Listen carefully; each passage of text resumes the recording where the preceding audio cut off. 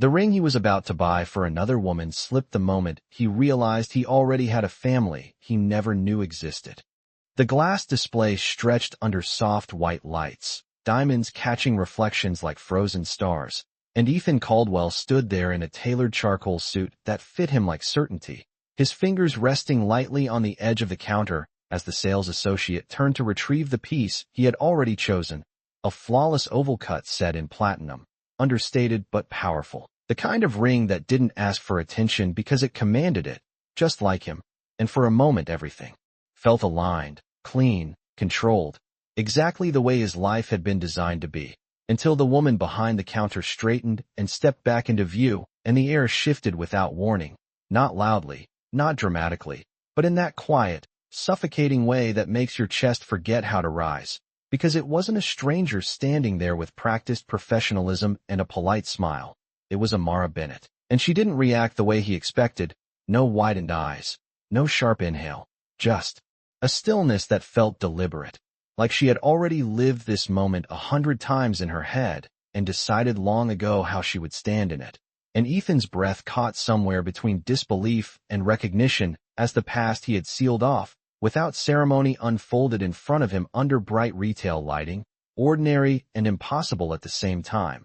And then something else moved, something small, a child shifting just below the counter's edge, fingers curling up against the glass as if testing the surface, and Ethan's gaze dropped before he could stop it, drawn by instinct more than intention, and that was when everything narrowed, not the store, not the people moving behind him, not the soft hum of music overhead, just that child, those eyes, the shape of them, the way they held a quiet kind of focus that didn't belong to someone so young, and it hit him without permission, without logic, just a recognition that didn't ask to be explained, because he had seen those eyes before every morning in his own reflection, and the silence stretched, thick and unbroken, until even the lights felt louder, until the world outside the glass felt distant, like it had stepped back to watch, and Amara reached down gently, steady, lifting the child into her arms with a familiarity that spoke of years, not moments, her hand supporting his back, her chin barely lowering as if she refused to let the weight of this scene press her down, and Ethan's voice, when it finally surfaced, wasn't the voice he used in boardrooms or interviews. It was quieter, rougher, like it had to pass through something heavy just to exist. How old is he? And Amara met his eyes fully then, not with anger, not even with coldness, but with something far more final, something that didn't bend or ask or explain. Old enough, she said, her tone even, controlled, to not need you. And the words didn't echo, they settled, precise and immovable, and Ethan's hand, still holding the edge of the counter, tightened just slightly before releasing, the ring box sliding a fraction of an inch across the glass with a soft, almost delicate sound, a sound that shouldn't have meant anything but somehow marked the exact moment. His carefully structured life fractured into something he no longer understood, because standing there in a store built to celebrate beginnings, he was face to face with an ending he never acknowledged and a truth that had grown quietly without him, breathing, watching, waiting, and for the first time in years, Ethan Caldwell didn't have control of the next move.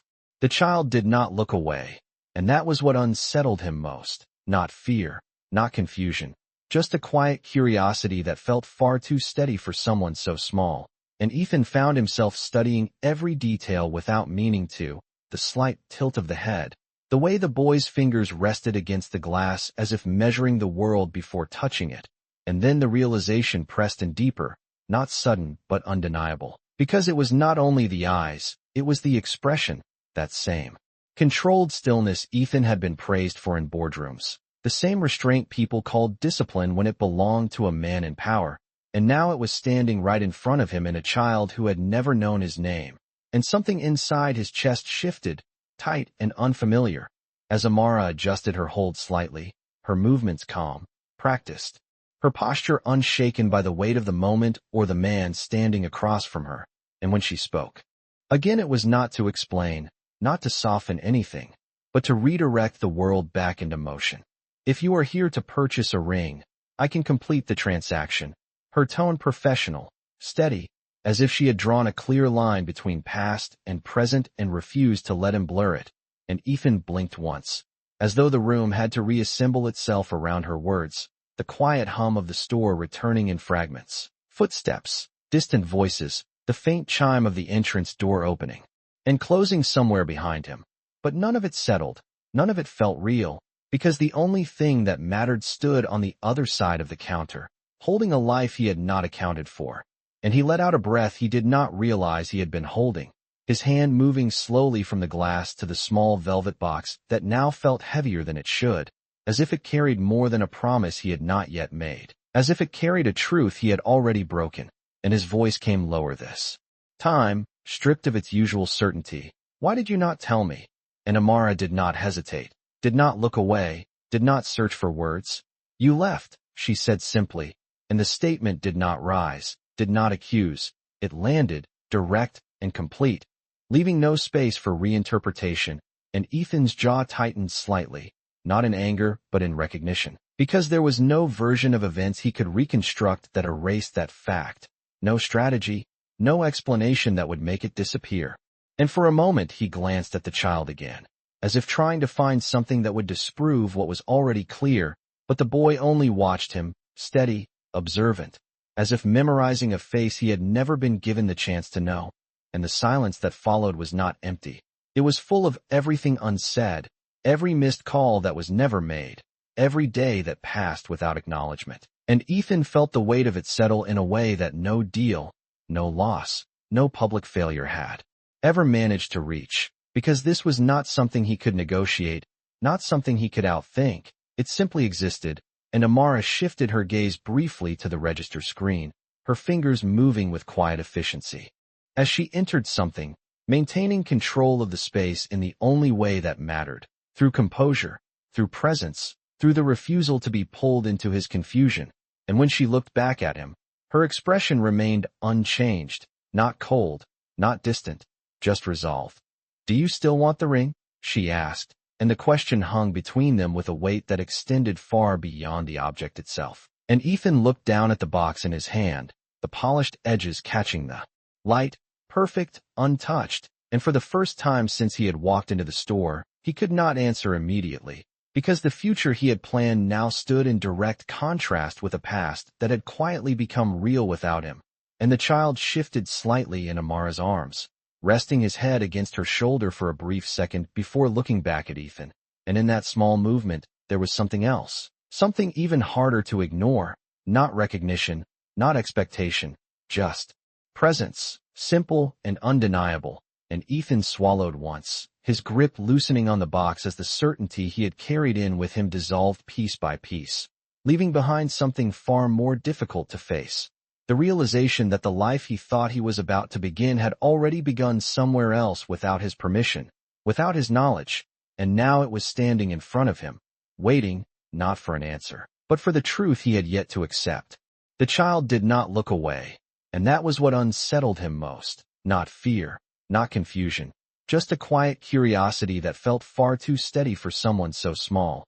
And Ethan found himself studying every detail without meaning to, the slight tilt of the head, the way the boy's fingers rested against the glass as if measuring the world before touching it, and then the realization pressed in deeper, not sudden but undeniable, because it was not only the eyes, it was the expression, that same controlled stillness Ethan had been praised for in boardrooms, the same restraint people called discipline when it belonged to a man in power, and now it was standing right in front of him in a child who had never known his name. And something inside his chest shifted, tight and unfamiliar, as Amara adjusted her hold slightly, her movements calm, practiced, her posture unshaken by the weight of the moment or the man standing across from her. And when she spoke again, it was not to explain, not to soften anything, but to redirect the world back into motion. "If you are here to purchase a ring, I can complete the transaction." Her tone professional, steady, as if she had drawn a clear line between past and present and refused to let him blur it. And Ethan blinked once, as though the room had to reassemble itself around her words, the quiet hum of the store returning in fragments, footsteps, distant voices, the faint chime of the entrance door opening and closing somewhere behind him. But none of it settled, none of it felt real, because the only thing that mattered stood on the other side of the counter, holding a life he had not accounted for. And he let out a breath he did not realize he had been holding, his hand moving slowly from the glass to the small velvet box that now felt heavier than it should, as if it carried more than a promise he had not yet made, as if it carried a truth he had already broken, and his voice came lower this time, stripped of its usual certainty. "Why did you not tell me?" And Amara did not hesitate, did not look away, did not search for words. "You left," she said simply, and the statement did not rise, did not accuse. It landed, direct and complete, leaving no space for reinterpretation, and Ethan's jaw tightened slightly, not in anger but in recognition, because there was no version of events he could reconstruct that erased that fact. No strategy, no explanation that would make it disappear, and for a moment he glanced at the child again, as if trying to find something that would disprove what was already clear, but the boy only watched him, steady, observant, as if memorizing a face he had never been given the chance to know. And the silence that followed was not empty.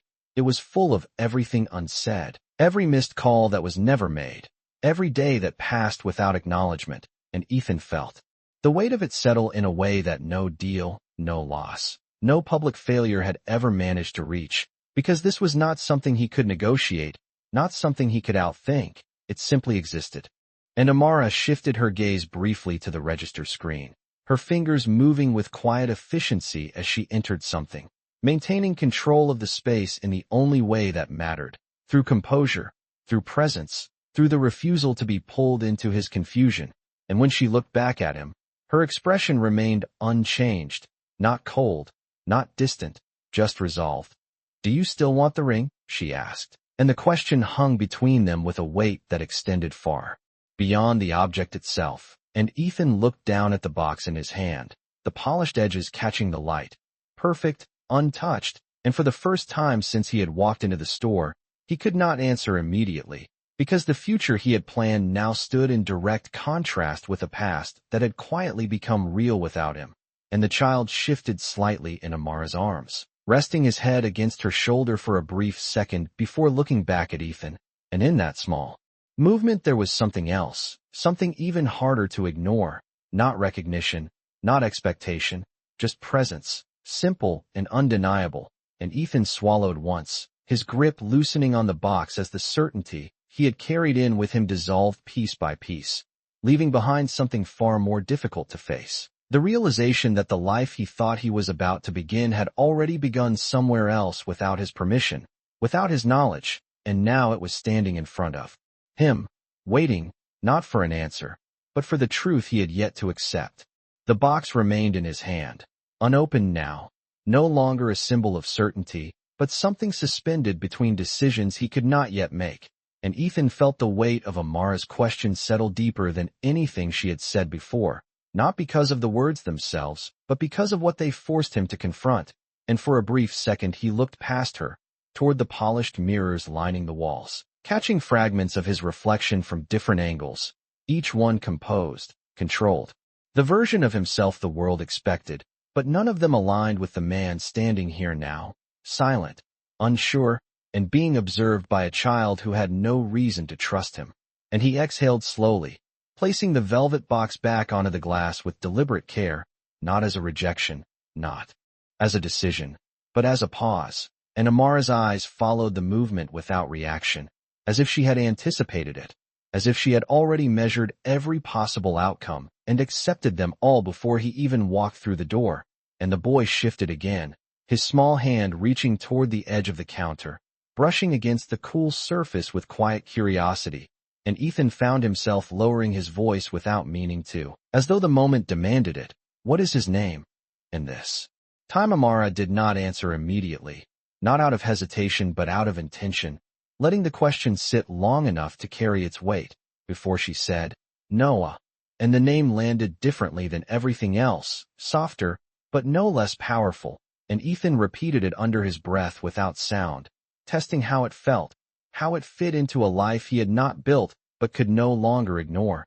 And his gaze returned to the child, to Noah, who now looked at him with that same steady focus, unafraid, unguarded, simply present. And there was something in that gaze that made Ethan straighten slightly, not out of defense but out of instinct, as if he were being measured in a way that no investor, no competitor, no board member had ever managed to do. And Amara adjusted her hold again, one hand resting gently against Noah's back, her posture unchanged, her presence grounded. And when she spoke next, it was not to invite conversation, but to define it. "He is 3, she said, her tone even. "Factual. He sleeps through the night. He likes books more than toys, and he does not ask about things he has never been given." And Ethan felt each word settle with precision, not as information, but as boundaries, as a quiet outline of a life that had grown complete without him. And for a moment he glanced at the register, at the items displayed, at anything that could anchor him back to something familiar. But nothing did, because the only thing that mattered stood directly in front of him. And he nodded once, slowly, absorbing what little she had chosen to share, understanding that the rest was not his to access. Not yet, and the space between them held that understanding without needing to be spoken. And then Noah moved again, this time leaning slightly forward in Amara's arms, his small hand lifting just enough to hover near the edge of the counter, as if reaching for something unseen. And Ethan's eyes followed the motion instinctively, and without thinking, without strategy, without the calculated restraint that had defined him for years, he extended his own hand a fraction of an inch across the glass, not touching, not crossing the boundary, just present, just there. And the distance between them, small as it was, felt larger than anything he had ever tried to bridge. And Noah's fingers paused, hovering in that same space, close enough to acknowledge, not close enough to connect. And the moment held, fragile, unforced, until Amara's voice, calm and steady, brought it back into balance. "Do not do that unless you are sure," she said quietly, not as a warning, not as a command, but as a truth that did not bend. And Ethan withdrew his hand just slightly, not in retreat, but in recognition, because for the first time since he had walked into the store, he understood that this was not about what he wanted to claim, or fix, or recover. It was about what he was willing to earn, step by step, without assumption, without entitlement. And as he looked at Noah again, at the child who carried pieces of him without ever needing him, Ethan realized that nothing in his life had ever required this kind of patience, this kind of humility. And the realization did not overwhelm him, it steadied him, because for the first time, the next move was not his to control, it was his to prove. The door chimed softly as it closed behind him, but Ethan did not move right away, his hand still resting on the cool metal handle, as if stepping outside required more certainty than he currently had. And the city noise bled in gradually, distant traffic, a passing conversation, the low hum of a world that had not shifted the way his had in the span of a few minutes. And he exhaled slowly, letting the air settle into his lungs as he stepped onto the sidewalk, the afternoon light sharper than it had been when he walked in, or maybe he was just seeing it differently now.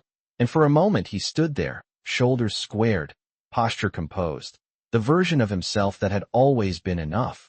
But something underneath had changed, something quieter, heavier. And he reached into his jacket pocket out of habit, pulling out his phone, the screen lighting up instantly with notifications, missed calls, messages stacked in neat rows demanding attention.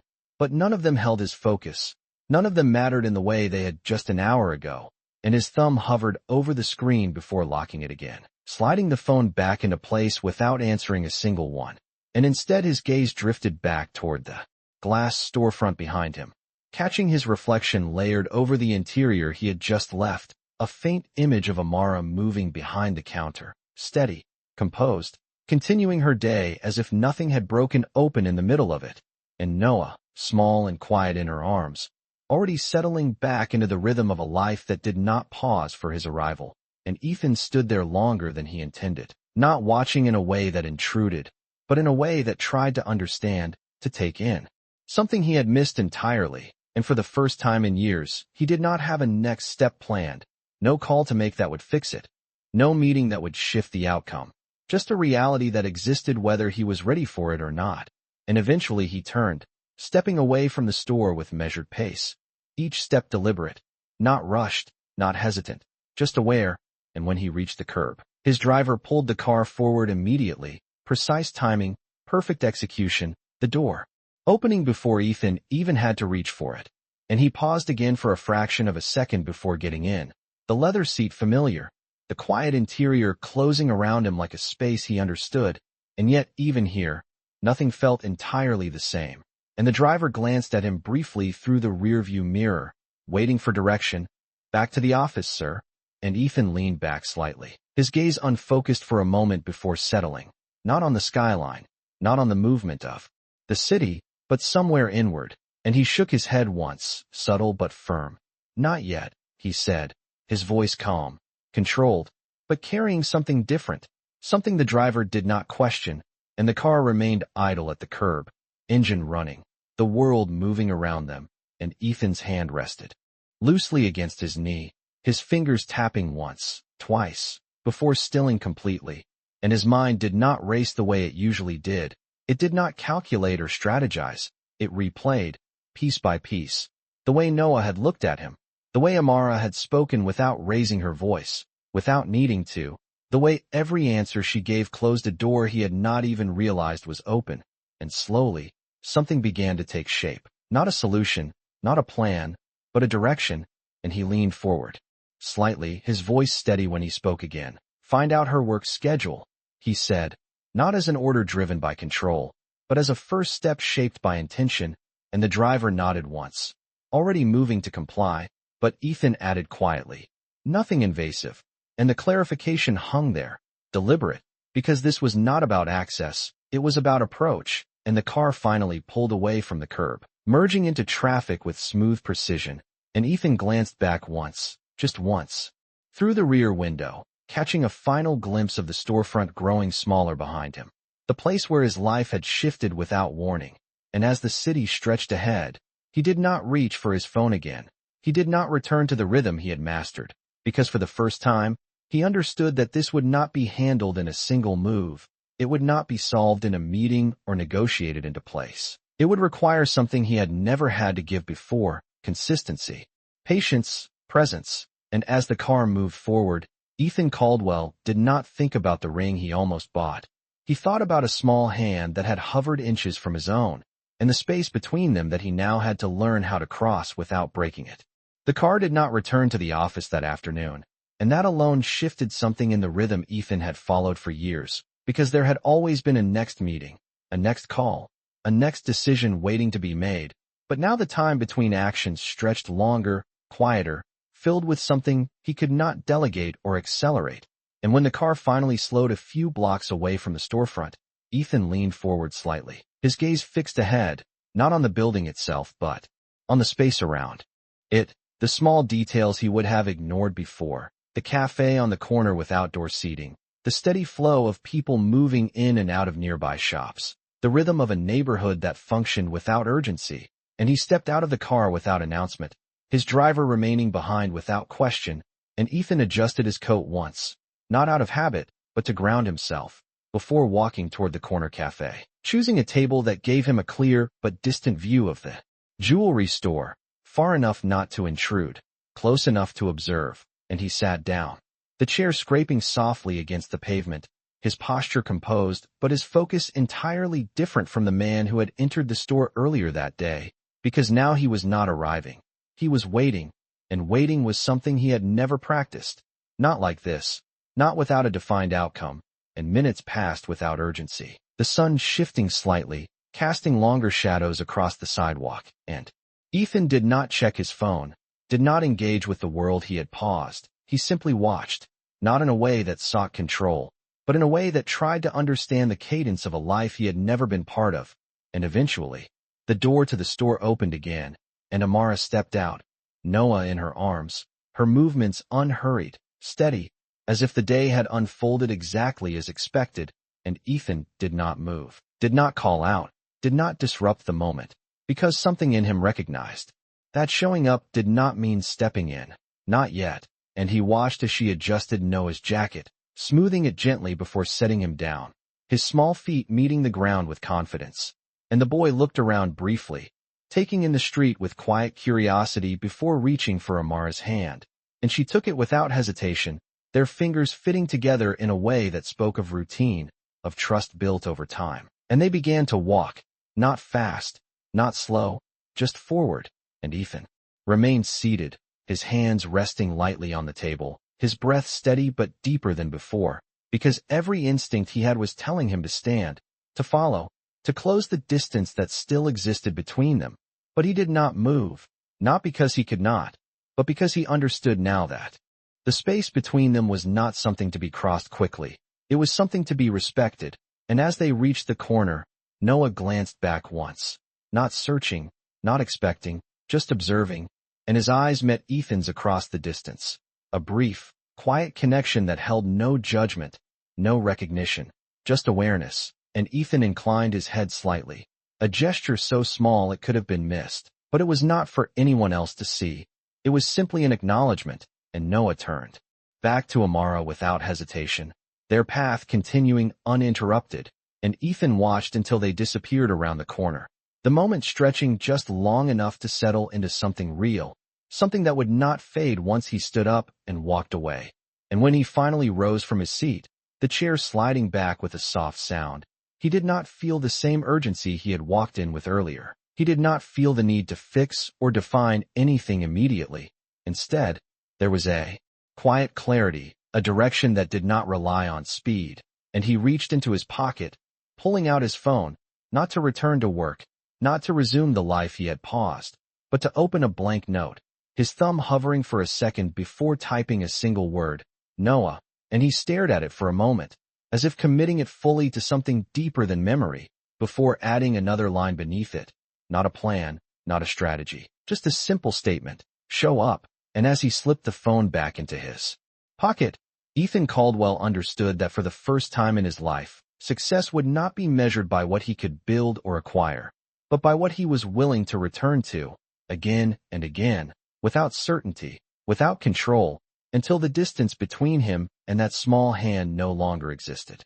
The next morning arrived without ceremony, pale light stretching across the city as if nothing had changed, but Ethan was already awake before the sun had fully risen, standing by the floor-to-ceiling windows of his apartment, the skyline quiet, the streets below still in that brief moment of calm before movement returned.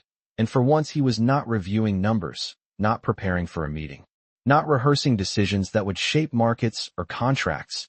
Instead his mind returned to a small voice that had not spoken, to a pair of eyes that had observed him without expectation, and the absence of words from that child carried more weight than any conversation he had ever had. And Ethan exhaled slowly, turning away from the glass as the city began to wake, the distant sound of traffic rising gradually. And he moved with quiet purpose, not rushed, not delayed, just intentional, as he reached for his jacket, his phone, the essentials of a life he understood. But this time, there was no driver waiting outside yet, no schedule dictating his next move, and when his phone lit up again with incoming messages, he silenced them without reading, because for the first time in years, urgency did not belong to them. It belonged somewhere else entirely, and by the time the streets filled with motion, Ethan was already standing across from the same corner cafe, the same view of the storefront, the same measured distance that allowed him to be present without intruding, and he took the same seat as the day before, the metal chair cool beneath him, the table steady under his hands, and he did not order anything right away. He did not reach for distraction. He simply sat, watching the door across the street as people came and went, minutes stretching into something that would have once felt wasted but now felt necessary. And eventually the familiar figure appeared again, Amara stepping out with Noah, her movements unchanged, composed, consistent, and Ethan noticed the small differences this time. The way Noah carried a small book in his hand, holding it carefully, as if it mattered more than anything else he could have brought with him.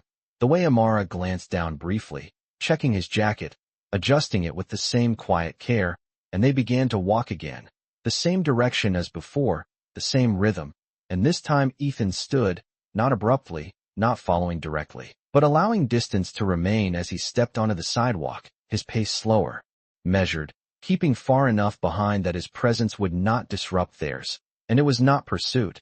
It was alignment, a quiet decision to move in the same direction without forcing an intersection. And as they reached the small park a block away, Noah's attention shifted toward the open space, his grip on the book loosening slightly as he looked at the trees, the benches, the small play area tucked to the side. and Amara slowed, allowing him that moment. And Ethan stopped at the edge of the park, remaining where the sidewalk met the grass, not stepping further, not closing the gap.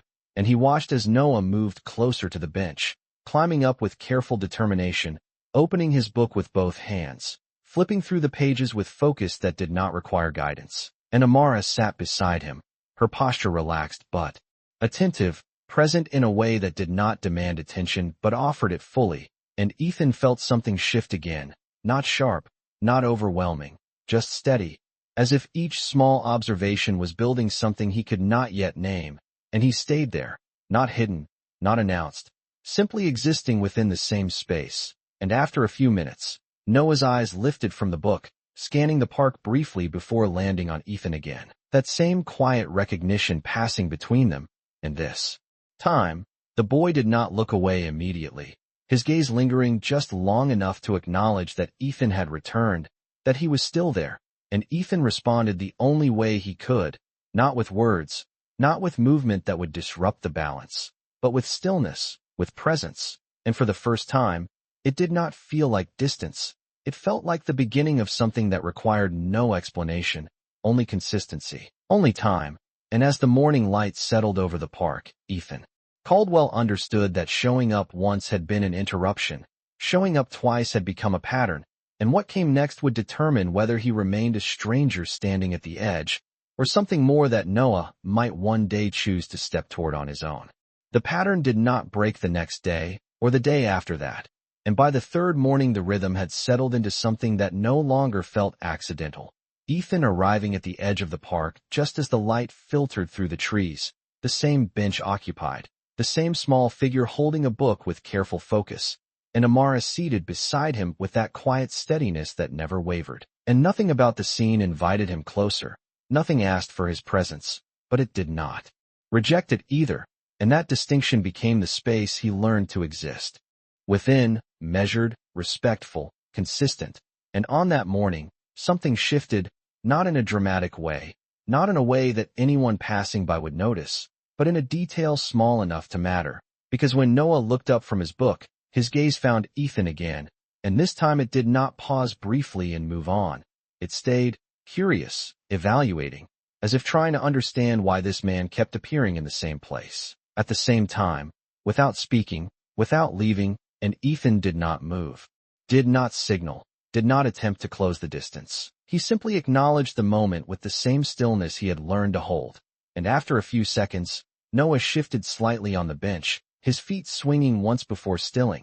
And then he did something new, something that carried more meaning than any words could have. He held the book up, not directly toward Ethan, not fully extended, but angled just enough that it could be seen from across the space. And Ethan's eyes followed the gesture instinctively, catching the cover. A simple, illustrated story, worn at the edges, read more than once. And the moment stretched quietly between them, an offering without invitation, a connection without expectation. And Ethan felt something settle deeper in his chest, something steadier than the urgency he had first felt, something that did not push forward but remained present. And he gave the smallest nod, not exaggerated, not performative, just enough to acknowledge what had been shown. And Noah lowered the book again, his attention returning to the pages, but the space between them had changed, not reduced, not closed, but altered, like a door that had been cracked open just enough to let light pass through. And Amara noticed. Of course she did, her eyes lifting briefly from Noah to Ethan, measuring the exchange with quiet precision. And for a moment their gazes met, not confrontational, not defensive, but aware. And Ethan held that gaze without stepping forward, without claiming anything that had not been given. And Amara's expression did not soften, but it did not close either. And that was enough. And minutes passed in that shared silence, the park moving gently around them, a breeze shifting the leaves, distant laughter from another part of the path. And eventually Noah closed his book, his small hands pressing the cover shut with finality. And he looked toward Ethan again, this time longer, more deliberate. And then, without looking back at Amara, he slid off the bench, his feet meeting the ground with quiet confidence. And he took a few steps forward, not rushing, not hesitant, just moving. And Ethan felt the shift immediately, his posture straightening slightly, his breath steadying as the distance between them changed for the first time, not by his choice, but by Noah's. And he did not step forward to meet him. He stayed where he was, allowing the approach to belong entirely to the child. And Noah stopped a few feet away, close enough now that the details were clearer, the small crease between his brows when he focused, the way he held the book against his chest. And for a moment neither of them spoke, the silence holding steady, until Noah's voice, soft but clear, broke through. "You came back." And the words were simple, not accusing, not surprised, just observant. And Ethan felt something shift again, deeper this time, because it was the first acknowledgement spoken out loud, the first bridge extended in words instead of glances, and he nodded once, his voice calm, grounded. "Yes," he said, "nothing more, nothing less." And Noah watched him for another second before asking, "Are you going to leave again?" And the question did not rise, did not demand. It simply existed, direct and honest in a way that left no space for anything but truth. And Ethan did not answer immediately, not because he did not know, but because he understood that this answer would matter in a way nothing else had. And when he spoke, his voice was steady, without promise he could not keep, without certainty he had not yet earned. "I am here today," he said, and Noah considered that, his eyes holding Ethan's for a moment longer before giving a small, almost imperceptible nod. And then he turned, walking back toward the bench where Amara waited, and as he reached her, she looked down at him briefly, her hand resting gently on his shoulder before lifting her gaze to Ethan once more. And this time there was something different in it, not acceptance, not forgiveness, but recognition. And Ethan remained where he was, not moving closer, not stepping away, understanding now that the distance between them was no longer a barrier. It was a path, one that would not be crossed all at once, but step by step, with every return, with every moment he chose to stay. The morning did not rush forward. It unfolded slowly, like something that no longer needed to prove itself. And Ethan remained where he stood even after Noah returned to the bench, not stepping closer, not stepping away, allowing the moment to settle into something real instead of something fragile. And for a while nothing changed, the park continuing in its quiet rhythm, the breeze moving through the trees, the distant hum of a city that had no idea a life had shifted within this small space. And Ethan watched as Noah climbed back onto the bench, opening his book again, his small fingers tracing the edge of the pages with the same careful focus. But this time there was something different in the way he sat, not turned away, not fully closed off, but angled slightly, as if leaving a line of sight open, a quiet acknowledgement that Ethan was no longer just a figure at the edge. And Amara noticed it too, her gaze moving between them without interruption, measuring not the moment itself, but what it meant. And she did not call Noah back, did not correct the shift, she allowed it. And that allowance carried more weight than anything spoken, and Ethan felt it, not as permission, but as a recognition that something had changed, something small but real. And minutes passed like that, steady, unforced, until Noah looked up again, this time not searching, not questioning, just certain. And he slid off the bench once more, his book still in his hand, and walked forward with the same quiet confidence as before, stopping a little closer this time, just enough to reduce the space between them without closing it completely. And Ethan did not move, his posture steady, his presence grounded, because he understood now that every step belonged to Noah, not him.